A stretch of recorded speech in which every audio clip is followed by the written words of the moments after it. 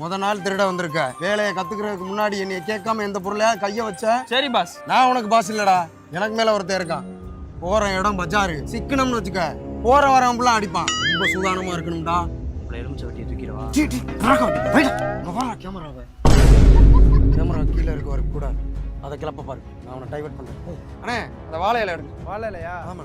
பாண்டி சும்மாடா. நீ பாண்டி தானே? ஆமா பாண்டி தான். சும்மா எனக்கு தெரியுதா, உன்னோட 4ஆம் கிளாஸ் படிச்சனே. சும்மா அண்ணே அந்த இலக்கட்டு எடுங்கண்ணே.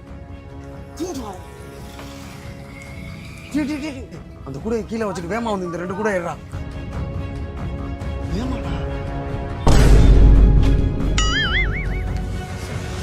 அந்த மசாலா பொடி ஏறு. வேமா போட. அந்த கடை நம்ம கூட படிச்ச அந்த பாண்டி பையலோட கடை தான். உனக்கு தெரியுமா தெரியாதா? தெரியும். தெரிஞ்சு ஏன்டா அங்க போய் ஆட்டைய போட்ட? தொழில் விஷயத்துல ஃப்ரெண்டு பார்க்க கூடாதுடா. ரொம்ப தப்பு மாப்ள. இருக்கட்டும்டா, புடுறான் காசை. எனக்கெல்லாம் வேணாம், நீயே வச்சுக்க. தம்பி வணக்கம் தம்பி. மாப்ள உனக்கு கூட வித்த காசு 4000 ரூபாய் கரெக்டா இருக்கான்னு பாரு. இவன் என்ன ஏன் மாப்பிள்ள கூட்டி வர? இன்னும் சொன்னா மாட்டி இருப்பான். என்னடா நடக்குது? எனக்கு ஒண்ணுமே புரியலடா. நான் தான் சொன்னல எனக்கு மேல ஒரு பாஸ் இருக்கான்னு. அது இவன் தான். உங்க கடையில நீ எதுக்குடா திருடுற? உங்க அப்பாவுக்கு தெரிஞ்சா மனசு உடைஞ்சிருவாருடா. திருட சொன்னதே எங்க அப்பா தான்.